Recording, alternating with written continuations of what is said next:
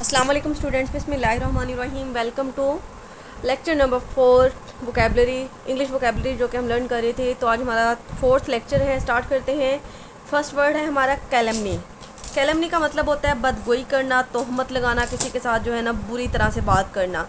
तो इसके सिनोनियम होते हैं डिफेमेशन एंड एस्पर्जन, और इसके सिनोनियम होते हैं कमेंडेशन एंड प्रेज।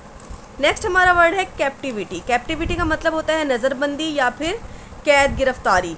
मतलब किसी को नज़रबंद कर लेना या किसी को जो है कैद कर देना या गिरफ्तार कर देना। तो इसके सिनोनियम में आप लिख सकते हैं इम्प्रिजनमेंट या फिर कन्फाइनमेंट, और इसके एनोनियम में आप लिख सकते हैं फ्रीडम या फिर लिबर्टी।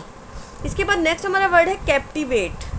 कैप्टिवेट का मतलब होता है दिल ले लेना या फिर फरीज़ा बना लेना। तो इसका मतलब होता है चार्म, मतलब यानी किसी के दिल को लगना, फैसिनेट, किसी को जो है ना अच्छा लग जाना।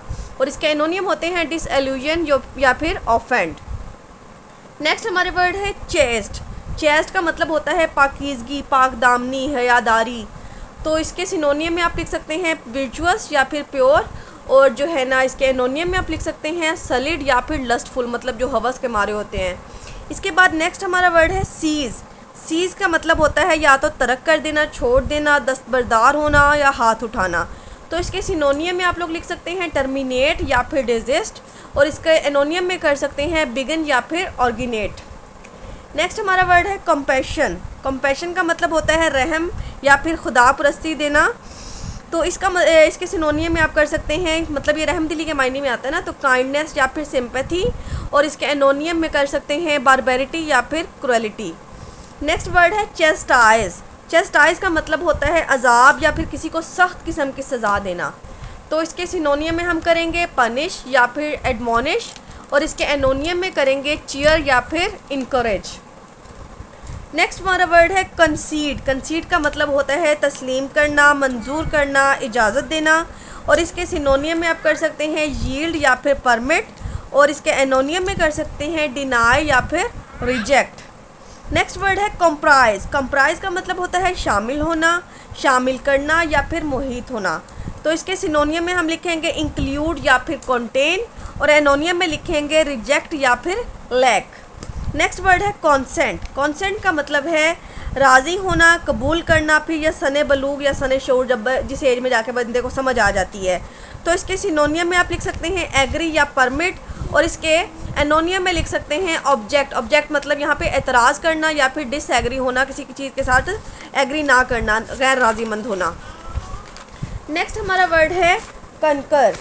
कनकर का मायने होता है अप्रूव करना या फिर एग्री करना, मतलब हम ख्याल होना या मुवाफ़क़त रखना। तो इसके सिनोनियम में आप लोग अप्रूव और एग्री लिख सकते हैं, और इसके एनोनियम में आप लिख सकते हैं डिफ़र या फिर डिसएग्री।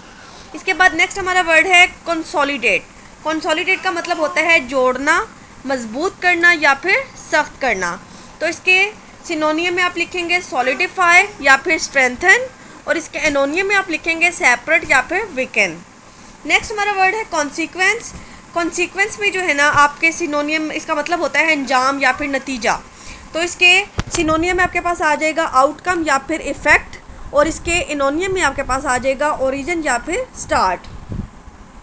नेक्स्ट वर्ड है कॉन्टेम्प्ट। कॉन्टेम्प्ट का मतलब होता है ख़वारी, ज़िल्लत या फिर तहकीर। तो इसके सिनोनियम में आप लोग लिख सकते हैं स्कॉर्न या फिर डिसरिगार्ड, और इसके एनोनियम में लिख सकते हैं रिगार्ड या फिर प्रेज। नेक्स्ट वर्ड है कॉन्स्पिशियस। कॉन्स्पिशियस का मतलब होता है नामवर या मशहूर। इसके सिनोनियम में लिखेंगे प्रोमिनेंट या ऑब्वियस, और इसके एनोनियम में लिखेंगे कनकील्ड या फिर हिडन। नेक्स्ट वर्ड है हमारा कॉन्ट्रेरी। कॉन्ट्रेरी का जो उर्दू मीनिंग है वो होता है अक्स, या फिर जो है ना किसी चीज़ का जो है ना वो ज़िद में होना या उल्ट होना, किसी चीज़ का उल्ट जो होता है ना जिसे अपोजिट कहते हैं। तो इसके सिनोनियम में आप डिसिमिलर भी लिख सकते हैं, कन्फ्लिक्टिंग भी लिख सकते हैं, और जो है ना अपोजिट भी लिख सकते हैं, और इसके एनोनियम में आप जो है लिखेंगे सिमिलर या फिर अलाइक या फिर सेम। नेक्स्ट हमारा वर्ड है कॉन्ट्राडिक्ट। कॉन्ट्राडिक्ट का मतलब होता है रद्द कर देना, तरदीद कर देना, किसी चीज़ को रिजेक्ट कर देना। तो इसका मतलब इसके सिनोनियम में आप डिनाई लिख सकते हैं, अपोज लिख सकते हैं, रिजेक्ट लिख सकते हैं, रिफ्यूज़ लिख सकते हैं, और इसके एनोनियम में आप लिख सकते हैं अप्रूव या फिर कन्फर्म या फिर एग्री। नेक्स्ट हमारा वर्ड है कैलस। कैलस का मतलब होता है बेदर्द, बेहिस। तो इसके सिनोनियम में लिखेंगे इनसेंसिटिव, इंडोरेटेड, या फिर और इसके इनोनियम में लिखेंगे काइंड और मर्सीफुल। लास्ट हमारा वर्ड है काम। काम का मतलब तो सबको पता है कि सुकून होता है, पुरसुकून होना, करार होना, तसल्ली देना।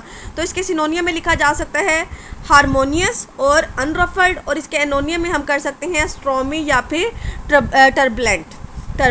तो ये थे हमारे आज के वर्ड। उम्मीद है कि आपको इस सबके समझ भी आ गई होगी, और आज जो है ना आप आज के आज ही अपने नोट्स भी कंप्लीट कर लेंगे और उसकी लर्निंग भी कर लेंगे।